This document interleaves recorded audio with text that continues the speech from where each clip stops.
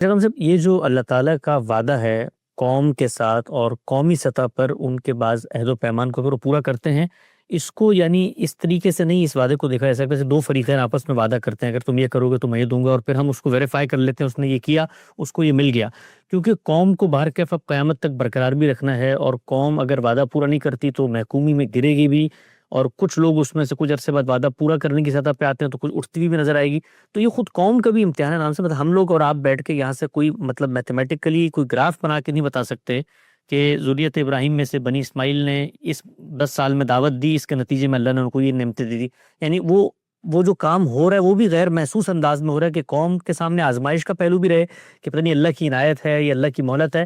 تو اس کو کوئی منطقی قضیوں میں ڈھال کے گراف بنا کے نہیں دکھایا سکتا کہ یہ کیا اس قوم نے اور پھر یہ ہو گیا اس کے ساتھ. دیکھیے قوموں کے ساتھ جو معاملات ہیں وہ اس طرح ہوتے بھی نہیں ہیں، وہ تاریخ کے افق پر پھیلے ہوئے ہوتے ہیں.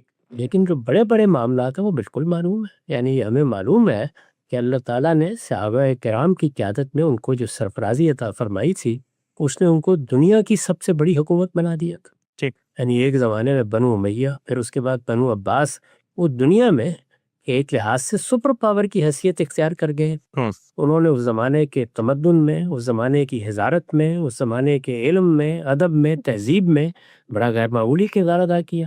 پھر ہم جانتے ہیں کہ کس طرح سے ان کو چنگیز خان کی اولاد کے سامنے چارے کے طور پر ڈال دیا گیا. یعنی ان کی سلطنت ختم ہوئی، ان کا نظم درہم برہم ہوا، اور پھر اللہ تعالیٰ نے ان سے حکومت تھی، یعنی جو دنیا کی حکومت ان کو دی گئی تھی وہ خواب و خیال ہو گئی. ان کی جگہ ایک دوسری قوم اللہ تعالیٰ اٹھا کے لائے، ان کو اس نے نعمت ایمان سے نوازا. جیسے کہ تاتاریوں کے بارے میں ہے تو پاسباں مل گئے کعبے ہم خانے سے. ٹھیک ہے، وہ پھر 2300 سال تک حکومت کرتے رہے. اس کے بعد پھر وہ ان کی حکومت بھی ختم ہو گئی. تو گویا مسلمانوں کو جو حاشیے سے قوت حاصل ہوئی تھی اس کا بھی خاتمہ ہو گیا. اس کے خاتمے کے بعد پھر ایک موقع ملا ہے، اس طرح کہ میں نے عرض کیا.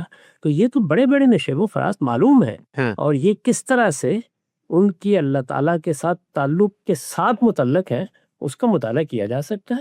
لیکن یہ ایسے نہیں ہے کہ یہ ہوا اور یہ ہو جائے گا، یہ ہوا اور یہ ہو جائے گا. یہ قوموں کی تاریخ میں نمایاں ہوتے ہیں. بنی اسرائیل کا بھی ایسے ہی معاملہ ہے.